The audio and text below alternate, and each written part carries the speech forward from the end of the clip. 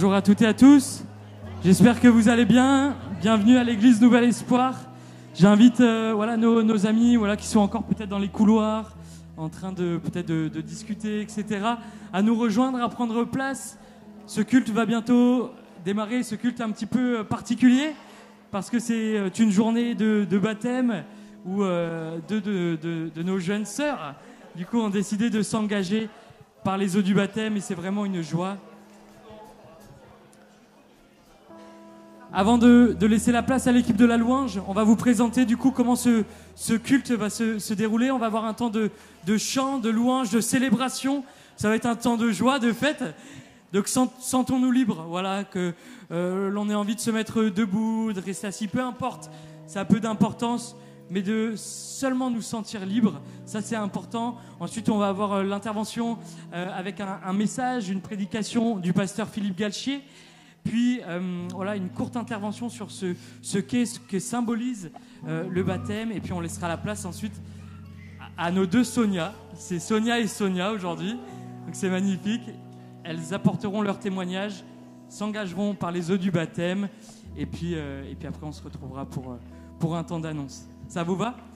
Est-ce que, avant de laisser la place peut-être à l'équipe de la louange, on peut juste prendre 15 secondes, 20 secondes, dire bonjour autour de soi. Voilà, notre voisin de droite, de gauche, pas besoin de se lever, de traverser l'église. Celui qui est derrière, devant, à droite, à gauche.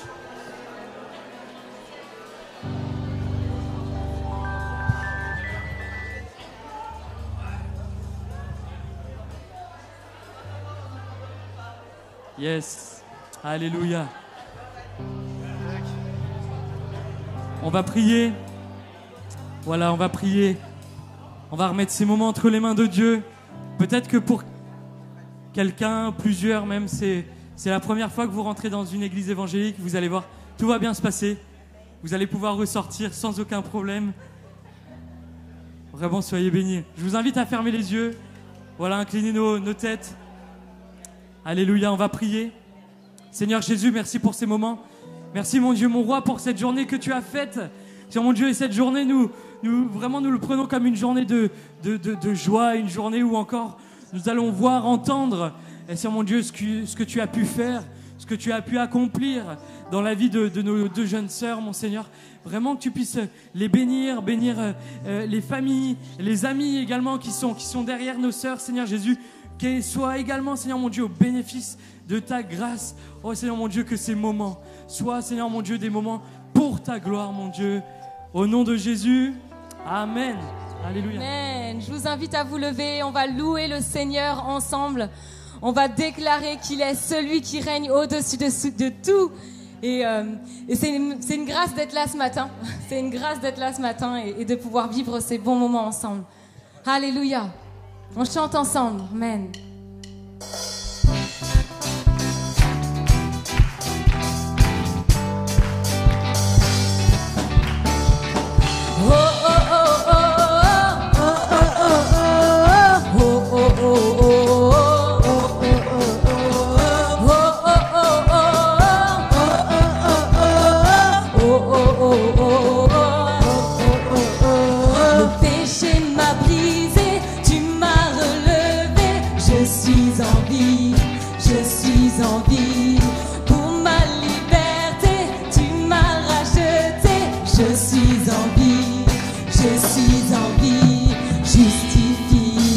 Ta résurrection, je vis pour glorifier ton nom.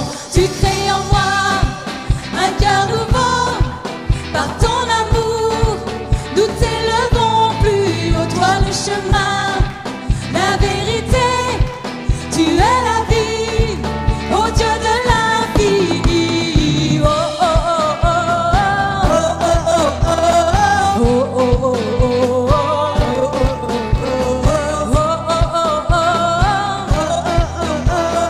Oh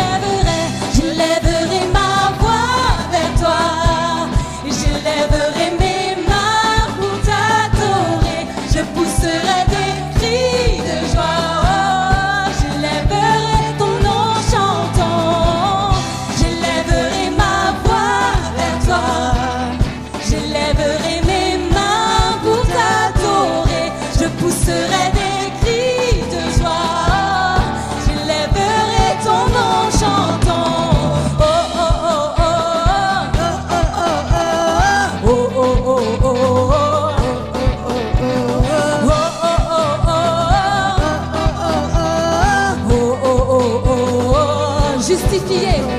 Justifié par ta résurrection, je vis pour glorifier ton nom.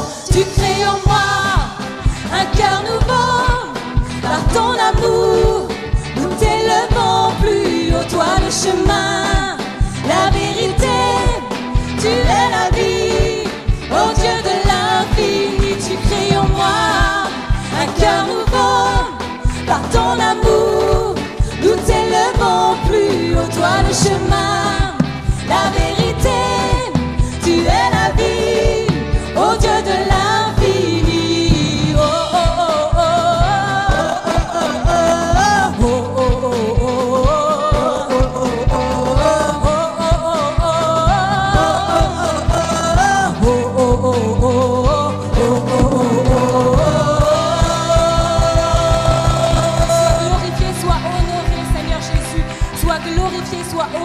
Dieu de gloire, nous t'adorons Seigneur et nous pouvons déclarer ce matin que nous avons été choisis par l'Éternel des armées, par le Dieu Tout-Puissant afin de marcher dans ses pas chaque jour de notre vie.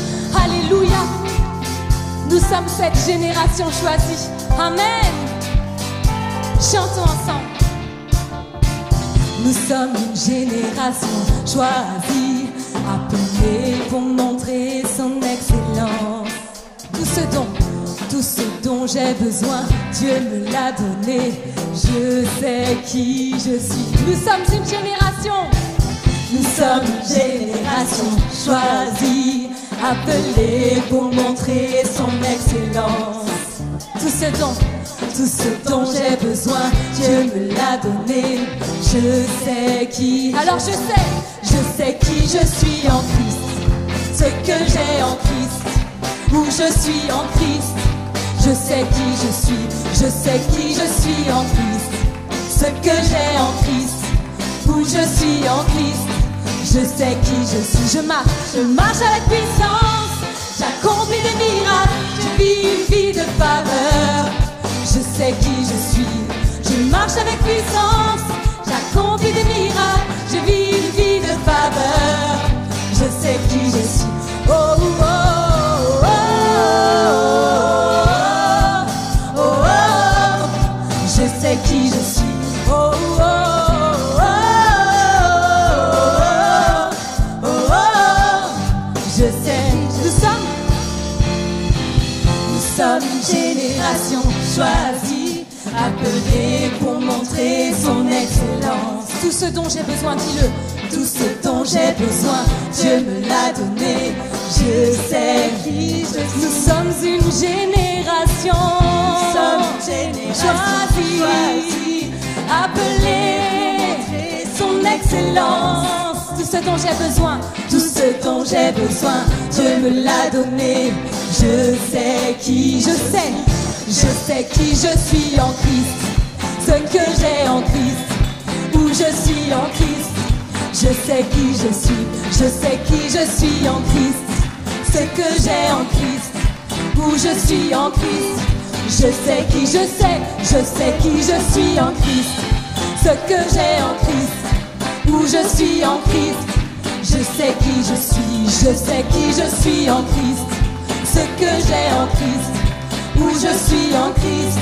Je sais qui je suis. Je marche avec puissance, j'accomplis des miracles, je vis une vie de faveur. Je sais qui je suis. Je marche avec puissance, j'accomplis des miracles, je vis une vie de faveur. Je sais, je marche avec puissance, j'accomplis des miracles, je vis une vie de faveur. Je sais qui je suis, je marche avec puissance, j'accomplis des miracles, je vis une vie de faveur. Je sais qui je suis. Oh, oh, oh, oh, oh, oh, oh. Je sais qui je suis. Oh, oh, oh, oh, oh, oh, oh. Je sais qui je suis. Je sais qui je suis en Christ. Alléluia. Christ en moi, l'espérance de la gloire. Amen. Alléluia. On va chanter je suis enfant de Dieu. On a dit je sais qui je suis. Dis à ton voisin je suis enfant de Dieu. Je suis enfant de Dieu. Déclare qui tu es, déclare qui est ton identité. Alléluia, je suis enfant de Dieu. Amen. Alléluia. Tu m'as ébloui par tes mélodies. Tu m'entoures d'un chant d'amour. Chant de délivrance devant mes ennemis. Toutes mes craintes s'enfuient. Je ne suis plus esclave de la peur. Je suis enfant de Dieu.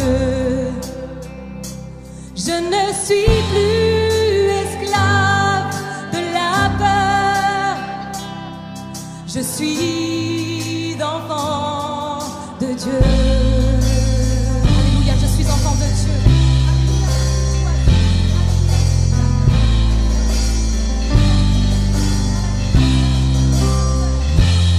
Avant ma naissance, tu m'avais choisi, appelé par mon nom.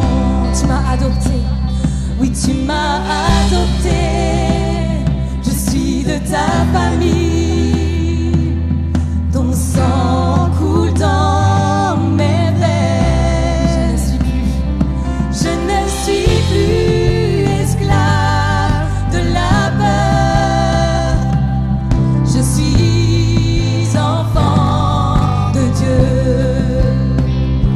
Je ne suis plus esclave de la peur. Je suis enfant. On le déclare ensemble. Je ne suis plus esclave de la peur. Je ne suis plus esclave de la peur. Je suis enfant. Dis-le ce matin avec foi, avec conviction, devant les hommes, devant les anges, devant tout ce qui vous entoure. Je ne suis plus esclave de la peur.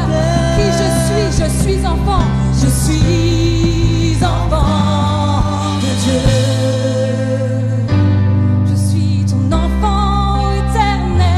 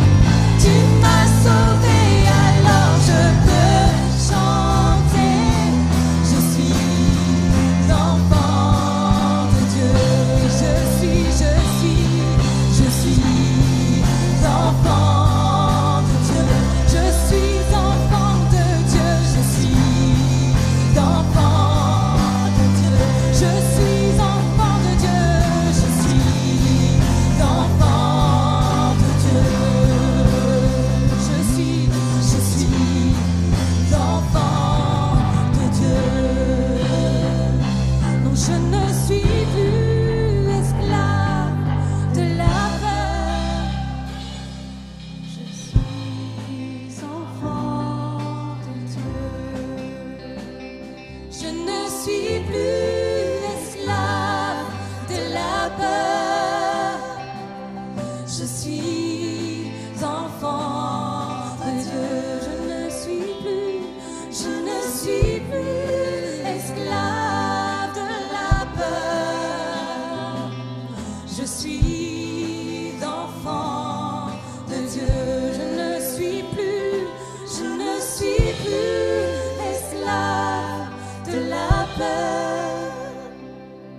Je suis enfant de Dieu.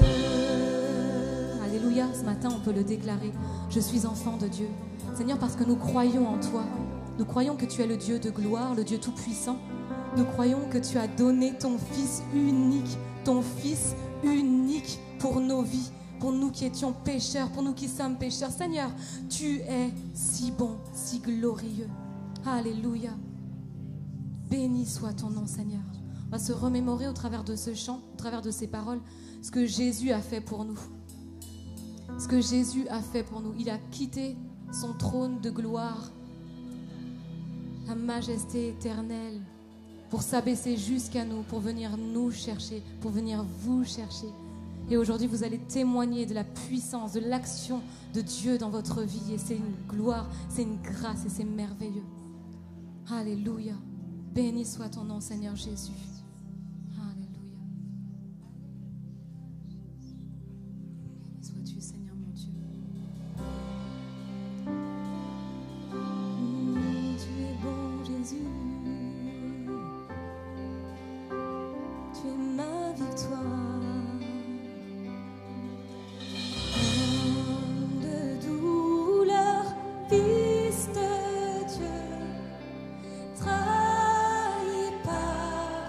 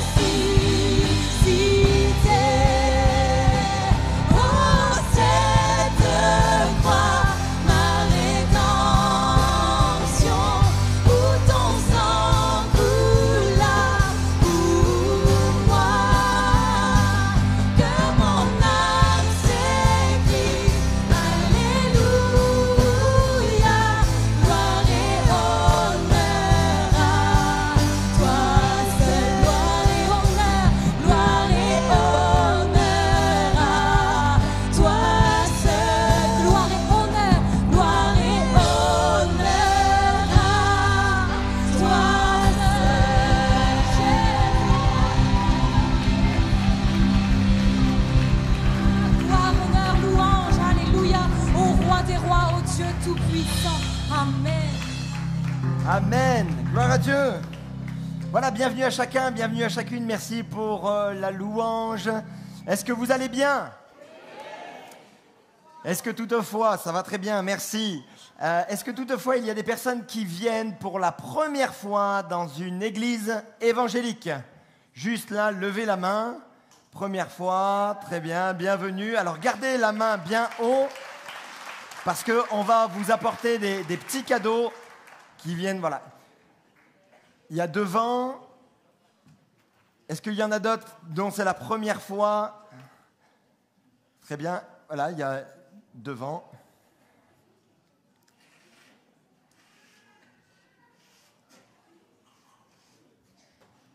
Voilà, on est vraiment très heureux de pouvoir vous accueillir dans ce lieu. Vraiment que Dieu vous bénisse. Il y a également au fond...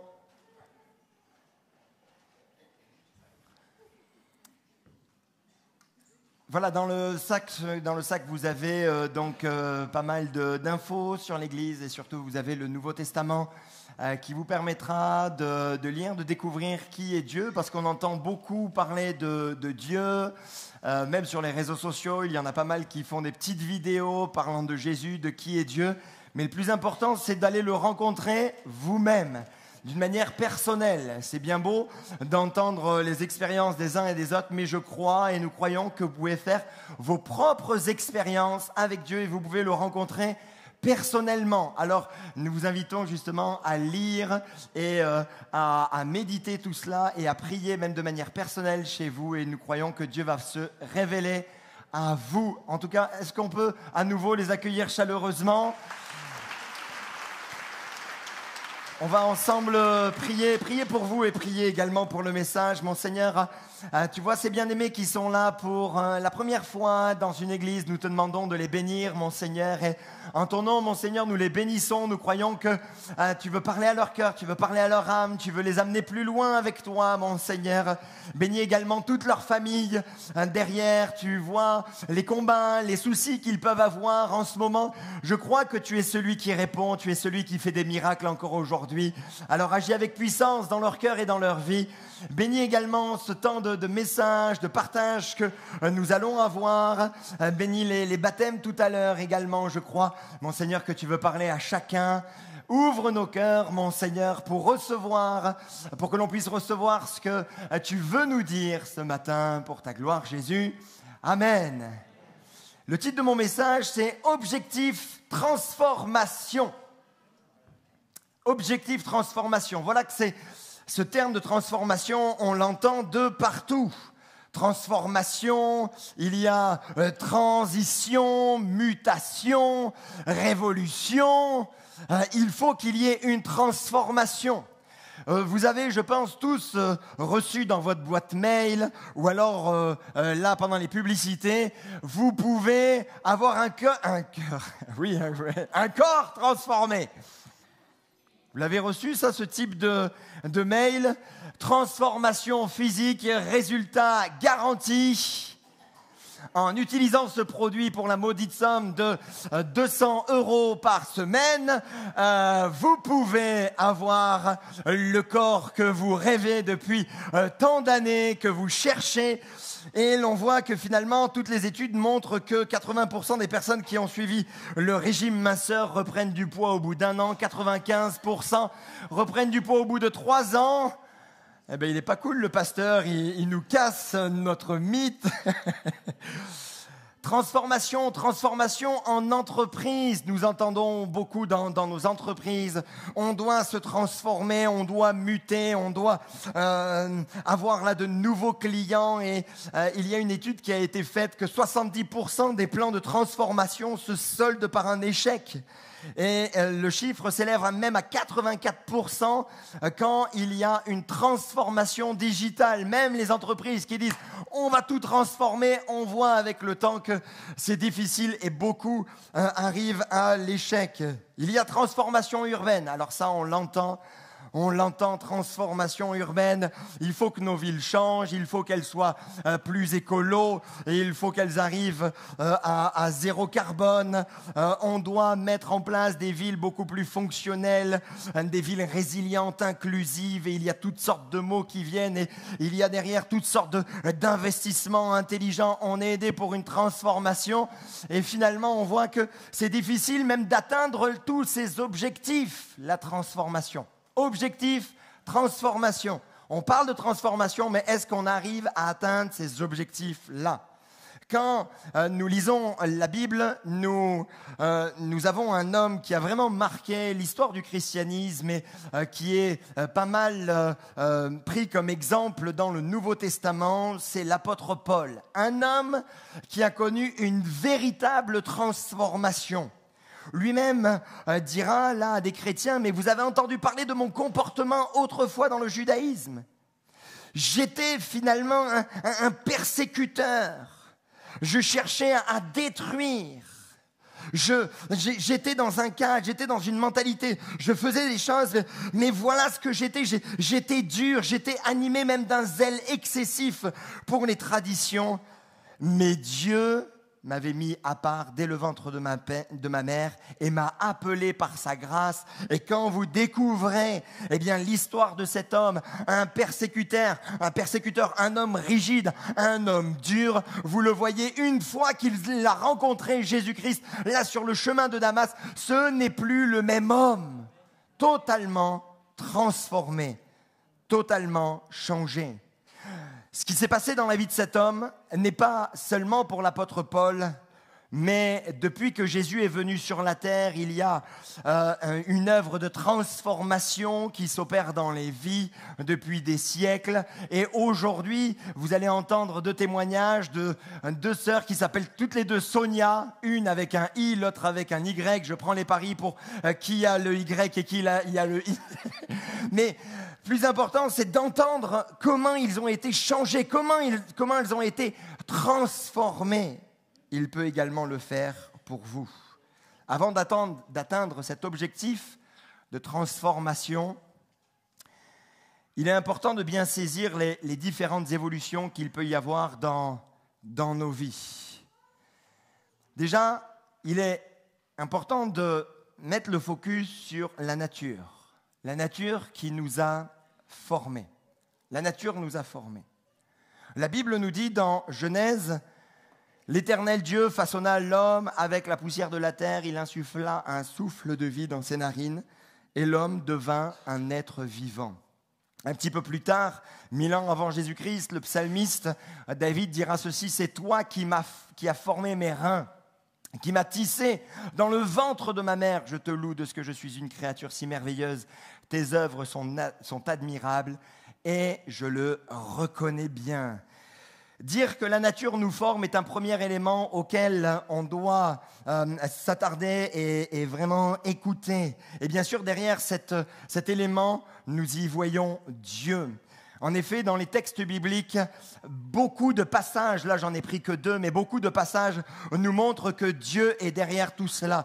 Si ça peut parler à quelqu'un, je le crois, Dieu a voulu ta naissance, Dieu a voulu que tu viennes au monde. Et même si tes parents t'ont dit, tu es un accident, même si tes parents t'ont dit, on pensait pas à toi, t'es pas venu au bon moment, t'as été un poids pour nous, t'as été un fardeau pour nous, sache que Dieu a voulu que tu viennes au monde.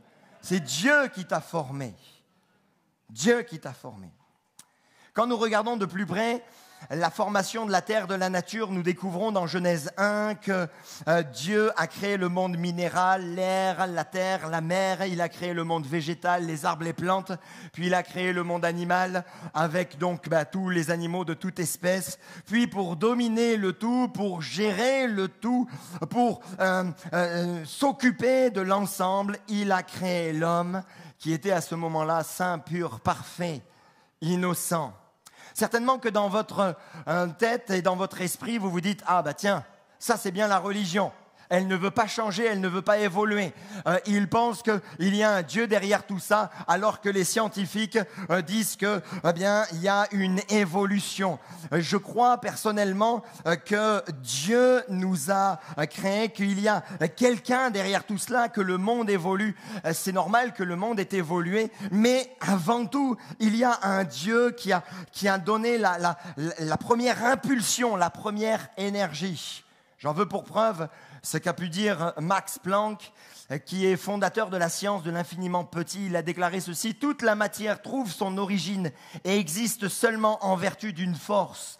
Nous devons supposer derrière cette force l'existence d'un esprit conscient et intelligent. » Il y a cet autre homme qu'on connaît bien, Stephen Hawking, grand professeur en cosmologie, qui a travaillé donc pour la NASA. Il a déclaré que derrière les lois de la physique et du Big Bang, il y a un être responsable. Il y a quelqu'un derrière. D'ailleurs, un de ses fidèles disciples, Thomas Herzog, a déclaré il n'y a pas longtemps de cela sur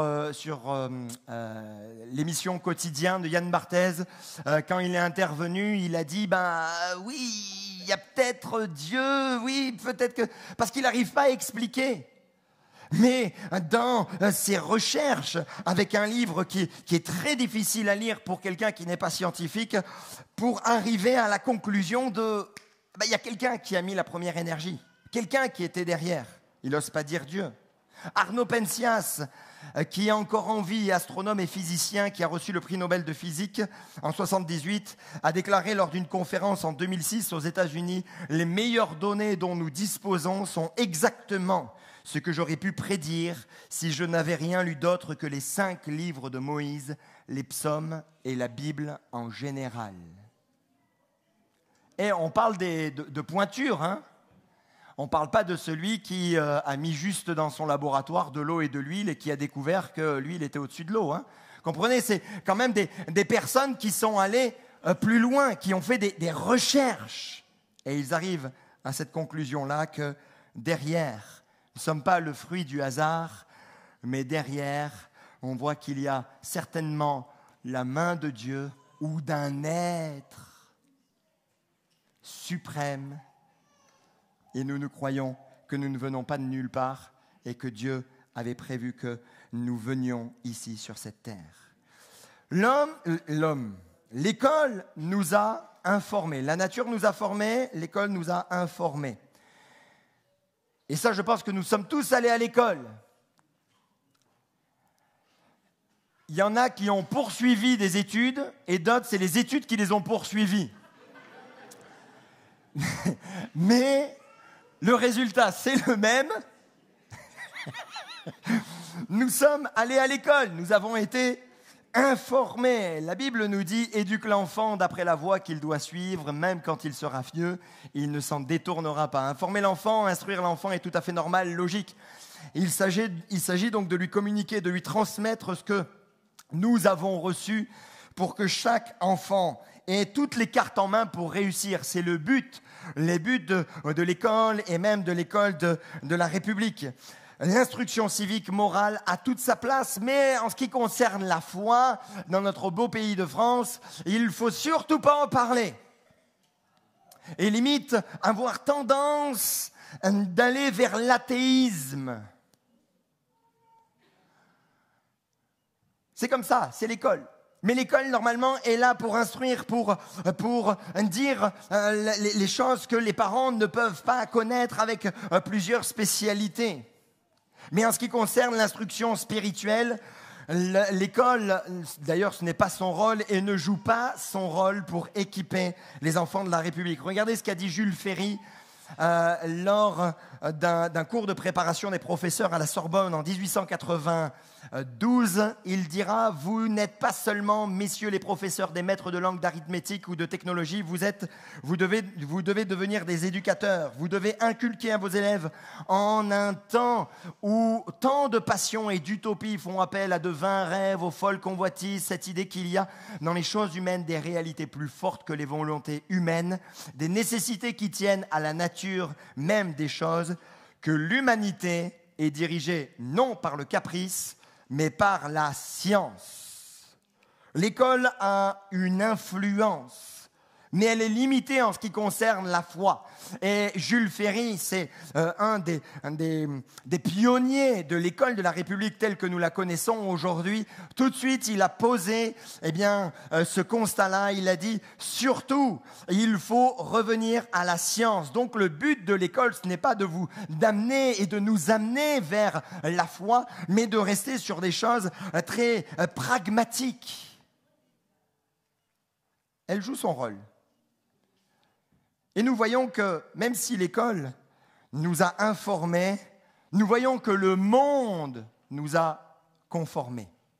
Nous parlons ici de mentalité, de l'esprit du monde, de mouvance, de philosophie qui sont en vogue. Et le monde qui nous entoure a forcément une influence sur nous. Et on suit le train de ce monde.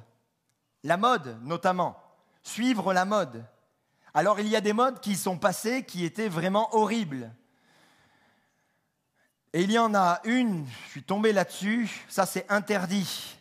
Des collants qui ont été créés avec des faux doigts de pied. Enfin voilà, c'était une mode. J'espère que personne au milieu de nous n'a porté cela. Si ça vous est arrivé, repentez-vous tout de suite.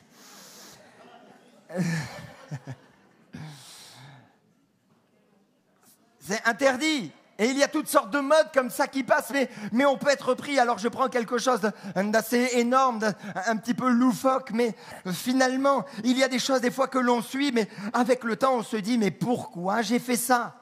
Pourquoi j'ai suivi cette mode ? D'ailleurs, Goethe a dit ceci, la mode est une tradition momentanée, or toute tradition entraîne avec elle une certaine nécessité, celle de s'y conformer. Que vous le vouliez ou non, le monde qui nous entoure va nous pousser à nous conformer. Pourquoi ? Pour ne pas être à côté de la plaque, pour pas se sentir seul, pour pas être rejeté. Parce qu'on a tous peur d'être rejetés. Nous sommes des êtres sociaux, nous avons été créés comme ça. Pour avoir des contacts, pour avoir des discussions avec les uns et les autres. Et on a peur de se retrouver seul. Alors, par peur de se retrouver seul, on se conforme et on fait des choses qu'aujourd'hui même, peut-être, on peut regretter. La Bible nous dit, ne vous conformez pas au monde actuel, mais soyez transformés par le renouvellement de l'intelligence afin de discerner quelle est la volonté de Dieu, ce qui est bon, agréable et parfait. Même Dieu nous dit, attention, ne vous conformez pas. Ne vous conformez pas à la mentalité de ce monde pour faire comme tout le monde. Alors qu'au fond de vous, vous sentez que vous n'êtes pas bien, vous n'êtes pas à l'aise. Et pourtant, vous y allez quand même. La Bible dit, ne vous conformez pas. Cherchez à plaire à ses contemporains plutôt que plaire à Dieu. Laissez-vous former.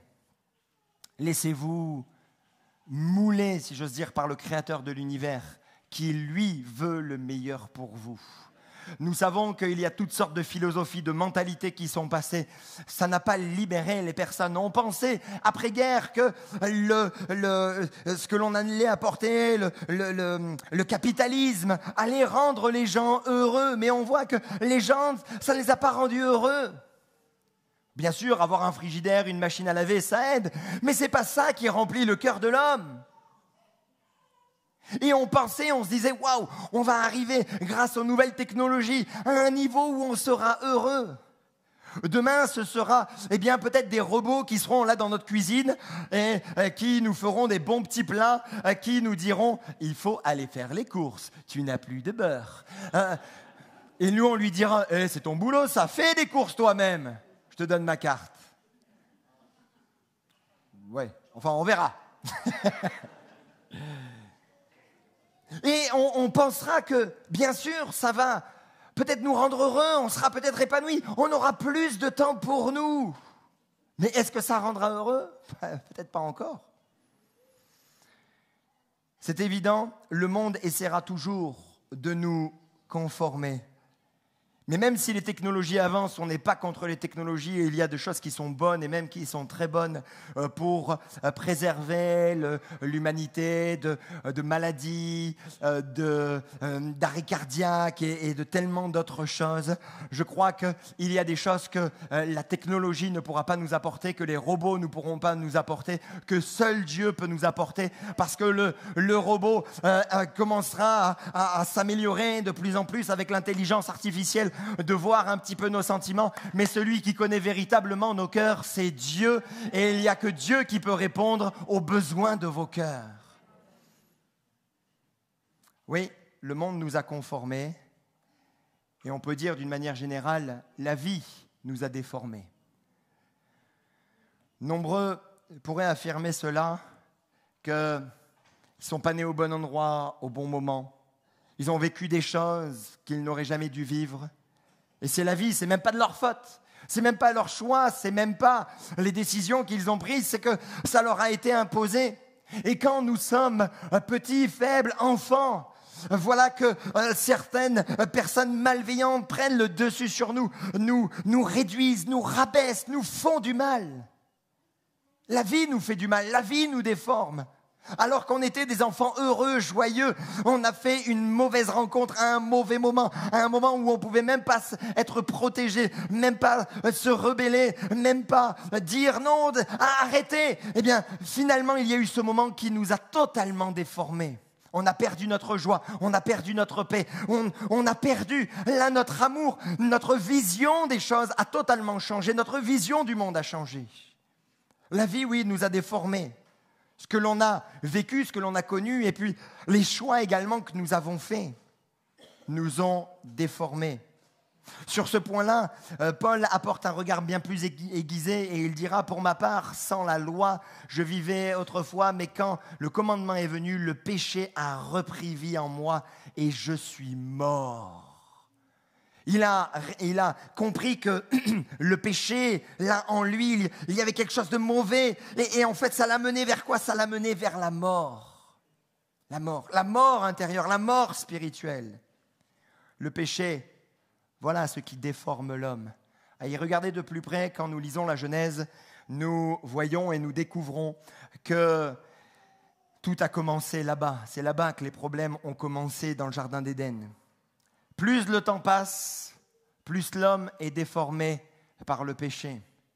Et celui qui a mis le doigt dessus, c'est Jésus. Alors qu'on lui amène une femme prise en flagrant délit d'adultère et qu'ils étaient prêts à la lapider, jeunes et moins jeunes, ils étaient prêts à la lapider, des personnes qui étaient très attachées à la loi. Là, Jésus dit, mais que celui qui est sans péché lui jette en premier la pierre contre elle. Quand ils entendirent cela, accusés par leur conscience, ils se retirèrent un à un.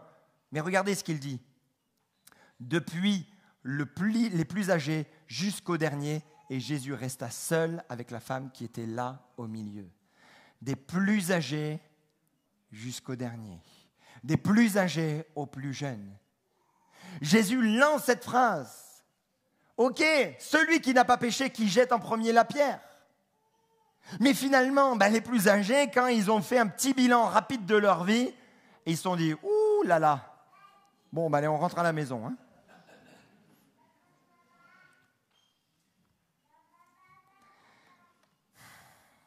C'est un fait. La vie et notre péché nous déforment intérieurement.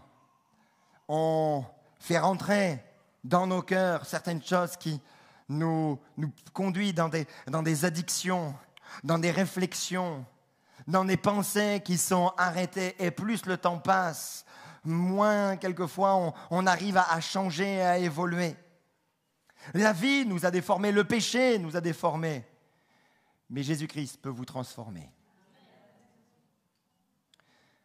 Oui, les amis, la nature nous a formés. L'école nous a informés, le monde nous a conformés, la vie nous a déformés. Mais Jésus, lui, peut vous transformer. Et d'ailleurs, le premier miracle de Jésus est tellement beau. Or, il y avait là 6 jarres de pierre pendant un mariage. destinés aux purifications des Juifs et contenant chacune une centaine de litres. Jésus leur dit, remplissez d'eau ces jarres. Et ils les remplirent jusqu'au bord. Puisez maintenant, leur dit-il, et apportez-en à l'ordonnateur du repas. Et ils lui apportèrent.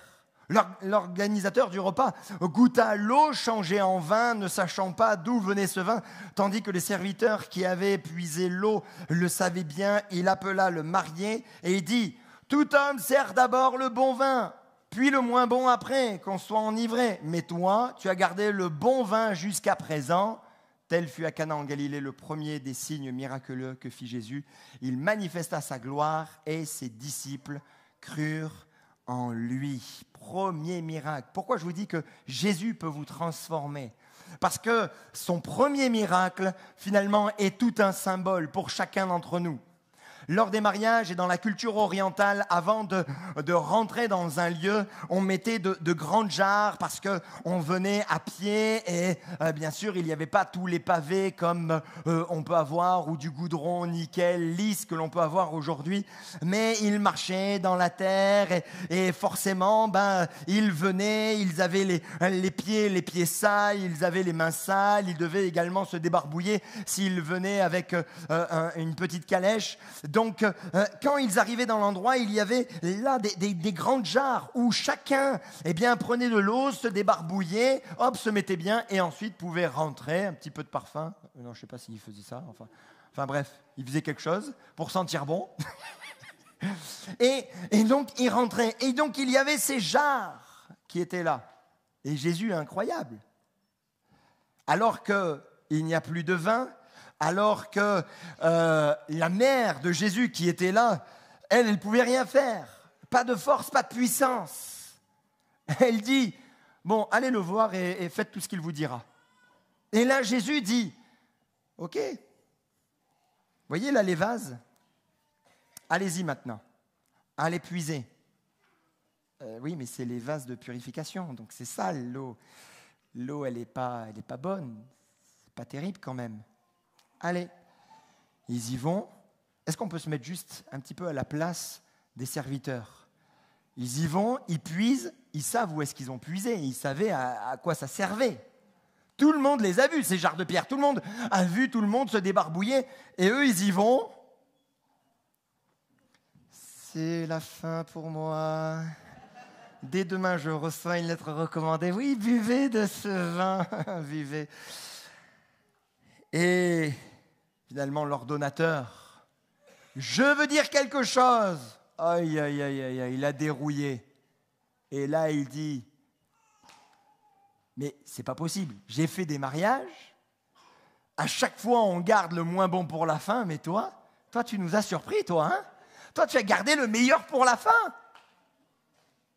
Finalement, il a changé. Il a changé cette eau qui était sale, dans du vin. Ces vases de purification représentent tellement nos cœurs qui sont vides, sans goût, je dirais sales, sans saveur.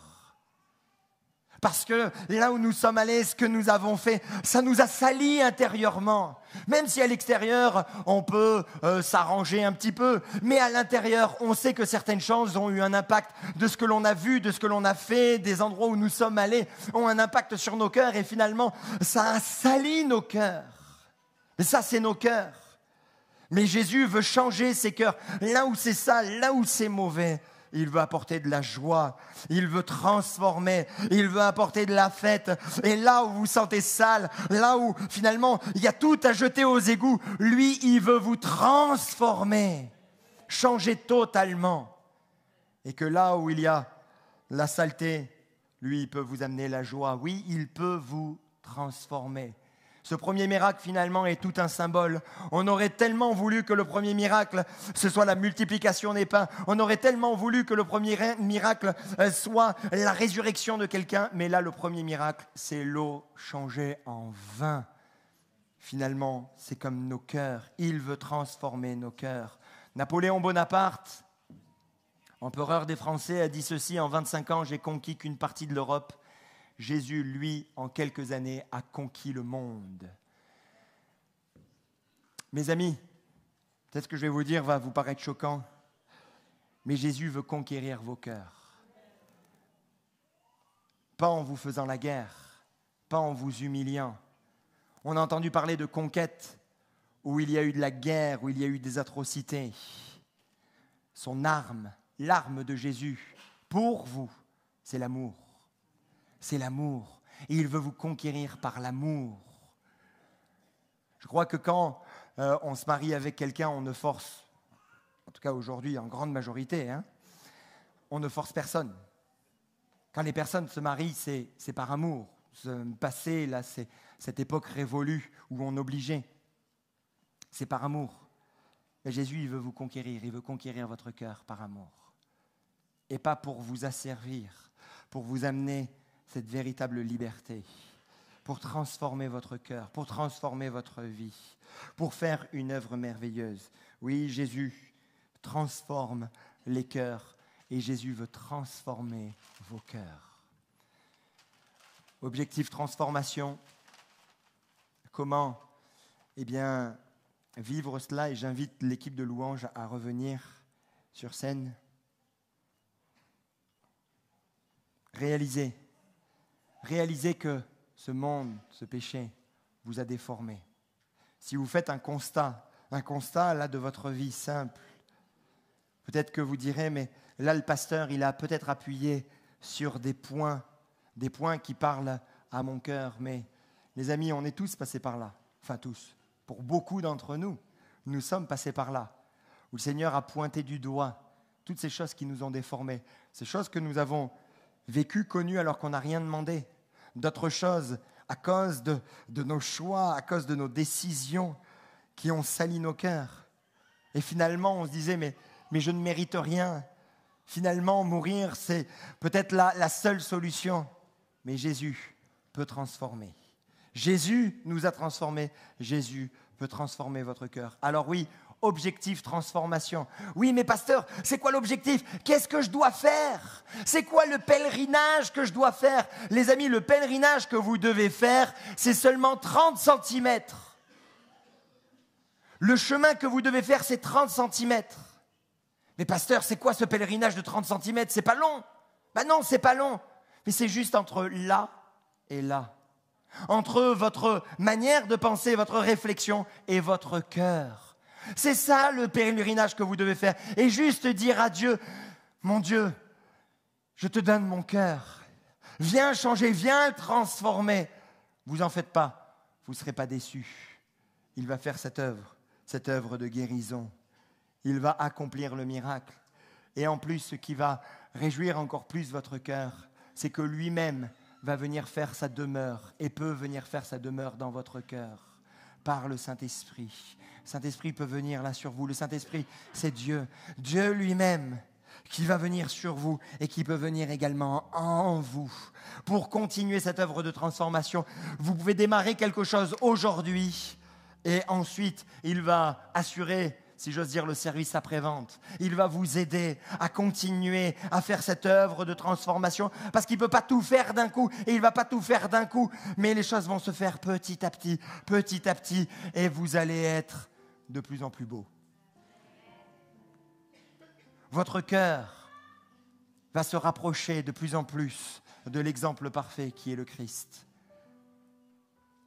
Et surtout, vous saurez que quel que soit le moment où vous partirez de cette terre, une place vous est réservée au ciel. C'est une vraie joie. Alors je vous invite à fermer les yeux et on va ensemble prier. Mon Dieu, nous sommes devant toi et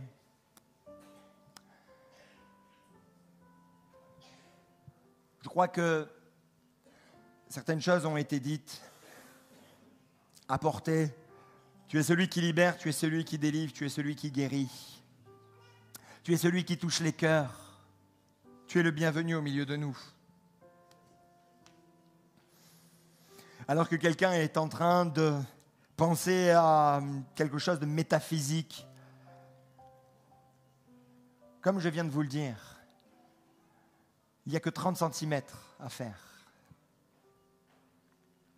Votre réflexion, vos pensées, là pour un temps, mettez-les juste de côté.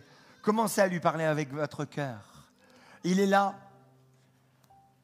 Vous en faites pas, on ne va pas vous demander de vous confesser, de le dire là devant tous, mais juste parler à Dieu.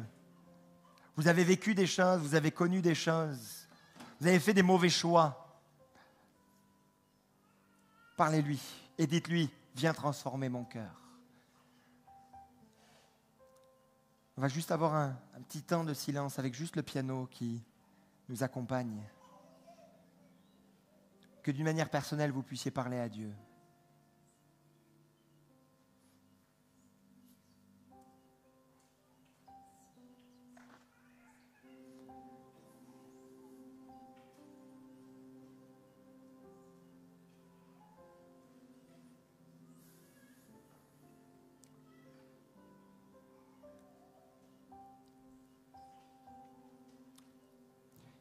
Jésus vous aime.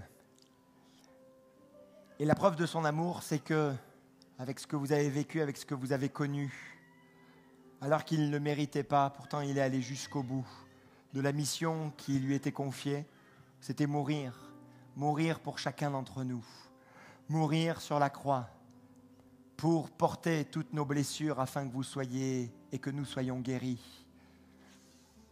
Puis prendre là sur cette croix tous ces péchés, toutes ces désobéissances, toutes ces mauvaises pensées, toutes ces choses que nous avons fait avec nos mains, tous les endroits où nous sommes allés avec nos pieds, tout ce que nous avons médité dans notre cœur et que nous avons gardé dans notre cœur. Il est mort pour cela, son corps a été percé, son sang a coulé, afin qu'il paye et que nous soyons libérés. Comme il est mort et qu'il est ressuscité, dans votre vie, vous pouvez ressusciter. Et cette résurrection, c'est là la transformation.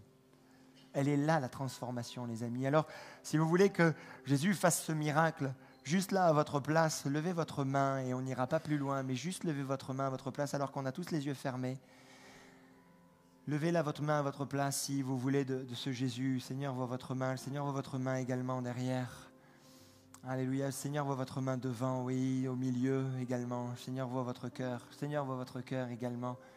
Devant, oui, le Seigneur voit votre cœur.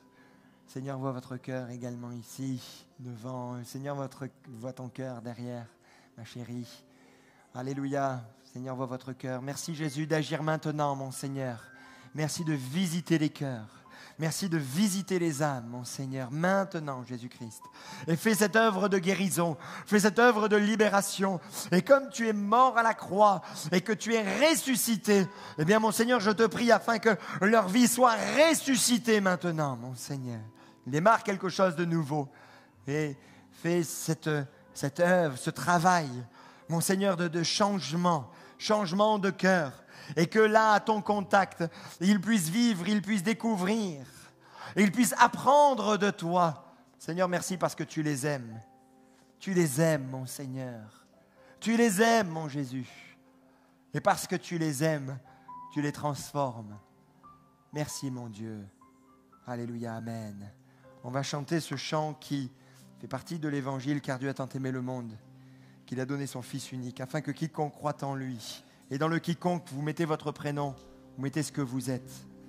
Alléluia.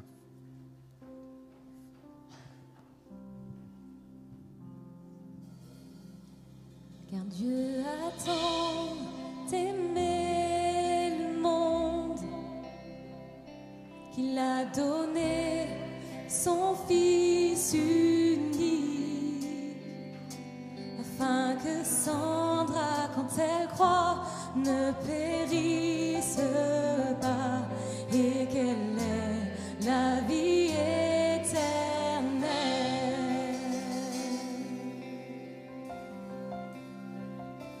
Je regarde à la croix, je regarde à Jésus seul, car son amour m'a restauré, son amour m'a libéré,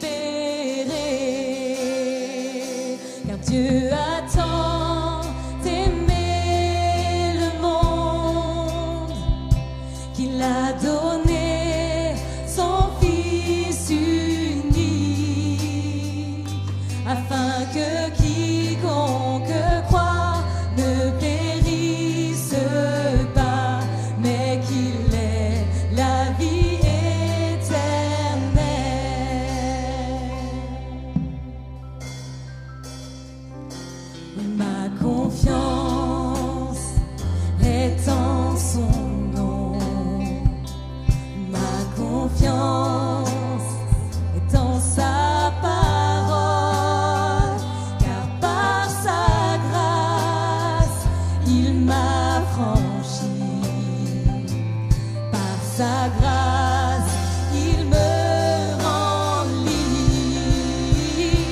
car Dieu a tant aimé le monde qu'il a donné son Fils unique, afin que quiconque croit ne périsse pas, mais qu'il ait la vie éternelle.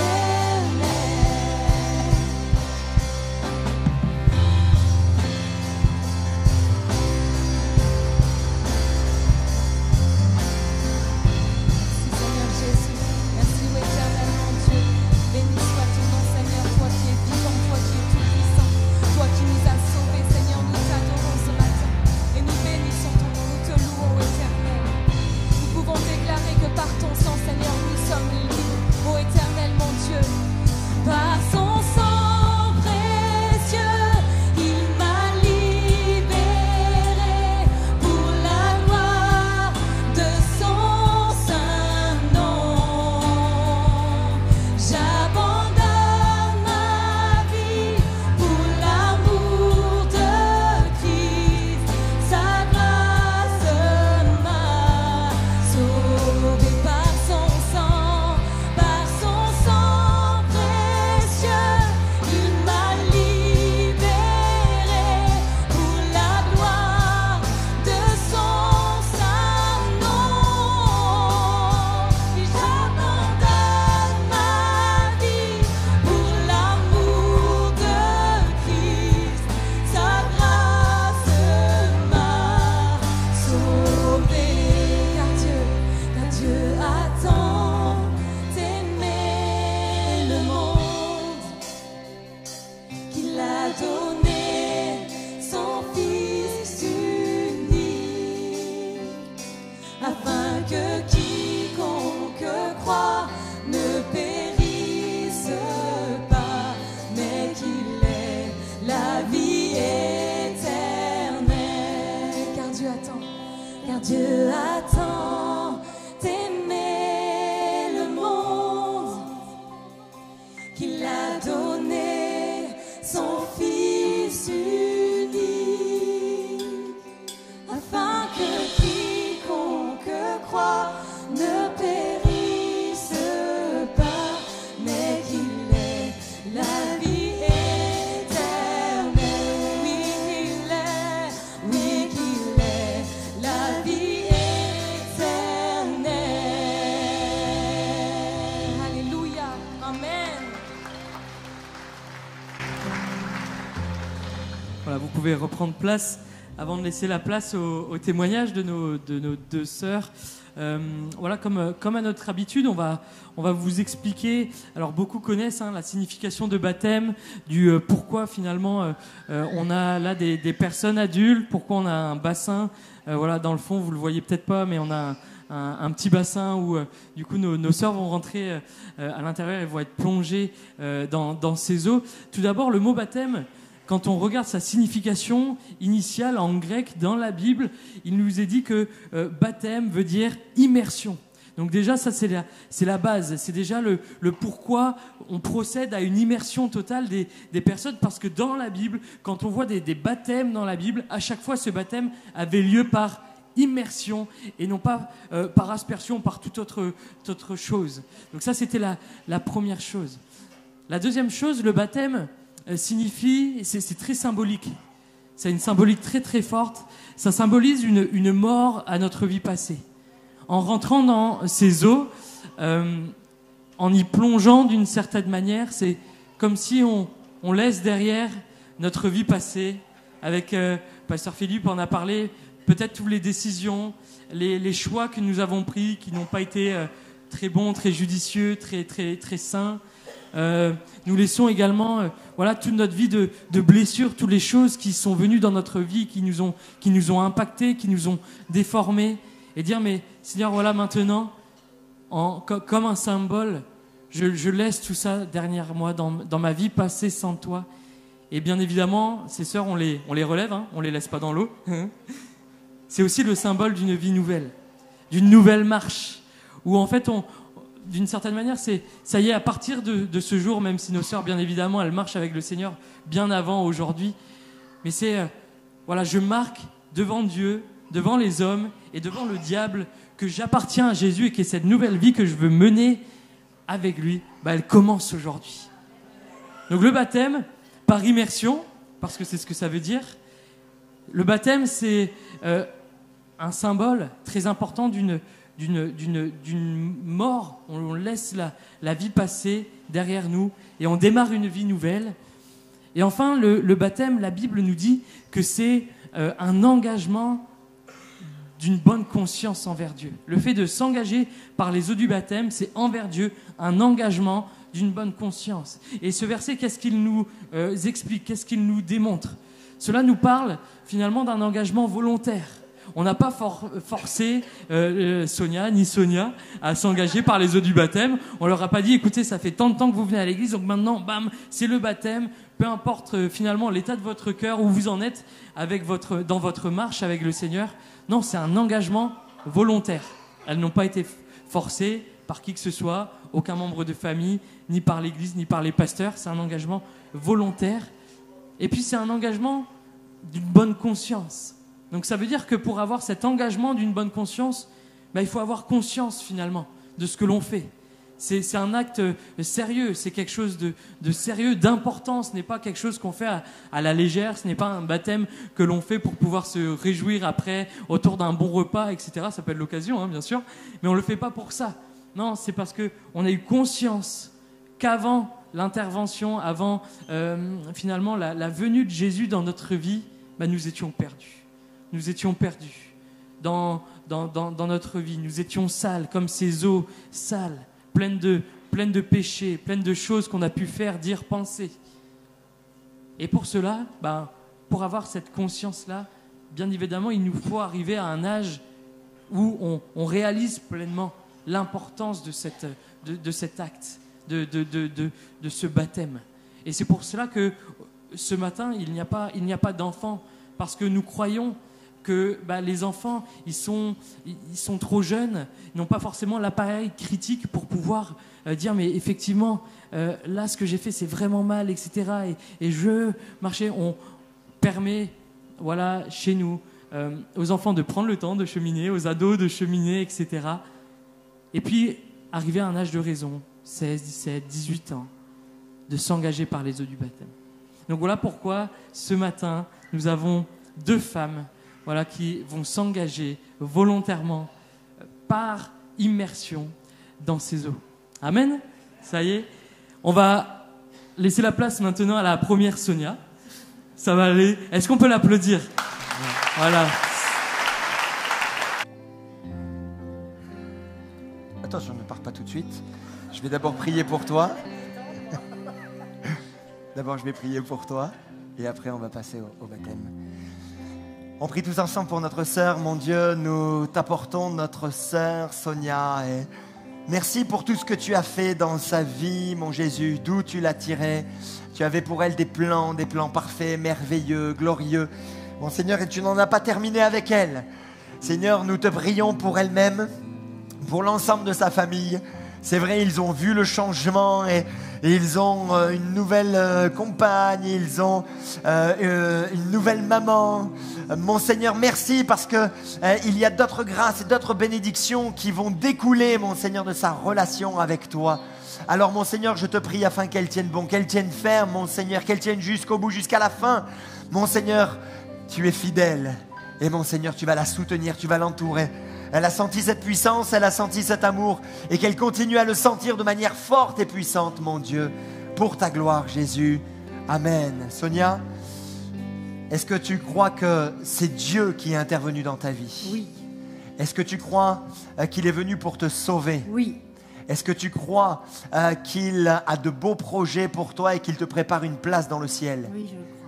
Sur ta confession de foi, je te baptise au nom du Père, du Fils et du Saint-Esprit. Par son sang précieux, il l'a libéré pour la gloire de son saint nom.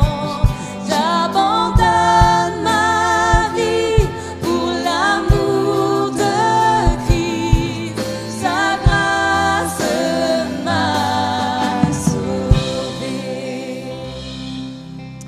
Amen. On va passer à notre deuxième témoignage. Sonia, avec un Y cette fois-ci. On peut l'accueillir. Alléluia. Elle est aussi bonne qu'en Jamaïque. Hello. Et il n'y a pas de requin. Vas-y. Hop, super. Et Amen. On va prier pour notre sœur Sonia, si vous voulez bien. Alléluia. Seigneur Jésus, nous sommes reconnaissants de voir ce que tu as pu accomplir, Seigneur mon Dieu, dans la vie de notre sœur. C'est vrai, Seigneur mon Dieu, tellement rapidement dans sa vie, elle a pu être blessée.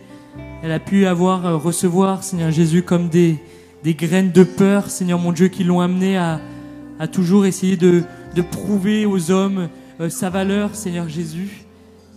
Et je te rends grâce pour ce jour où elle t'a rencontré, ce jour où elle a réalisé, Seigneur mon Dieu, qu'elle n'avait pas besoin finalement de prouver à qui que ce soit sa valeur, mais qu'à tes yeux, Seigneur mon Dieu, elle avait du prix, qu'à tes yeux, Seigneur mon Dieu, c'était une créature merveilleuse, que tu l'aimais telle qu'elle était, mon Seigneur. Nous voulons prier pour la suite, Seigneur Jésus, prier pour sa famille, Seigneur mon Dieu, prier pour son fils également, Seigneur Jésus. Oh, que toute cette famille soit à toi, mon Seigneur Jésus. Que notre sœur soit remplie également du Saint-Esprit, qu'elle puisse expérimenter, mon Seigneur, cette expérience dans le baptême du Saint-Esprit. Et que là où elle ira, là, Seigneur mon Dieu, où tu la placeras, elle puisse être une lumière, Seigneur mon Dieu, qui puisse faire briller ton amour tout autour d'elle. Que ton nom soit béni, mon Seigneur. Amen. Sonia, tu crois que le Seigneur Jésus est venu sur terre et il est mort à la croix pour toi? Oui, Qu'à la croix, il a porté tous tes péchés, toutes tes blessures, toutes tes difficultés, tes maladies. oui, je le crois. Et qu'aujourd'hui, il est ressuscité, vivant, et qu'il te prépare une place. Oui, je le crois. Alors sur ta confession de foi, Sonia, je te baptise au nom du Père, du Fils et du Saint-Esprit.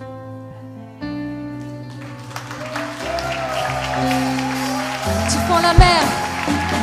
Tu fends la mer et je peux la traverser. Mes peurs se noient dans ton amour. Tu m'as sauvé, alors je peux chanter. Je suis l'enfant de Dieu. Tu fends la mer. Tu fends la mer et je peux la traverser. Mes peurs se noient dans ton amour. Tu m'as sauvé, alors je peux chanter. Je suis enfant de Dieu. Je suis enfant de Dieu. Je suis enfant de Dieu. Je suis enfant de Dieu.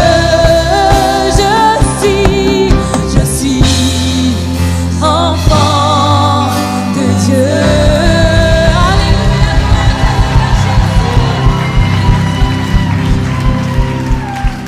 Amen.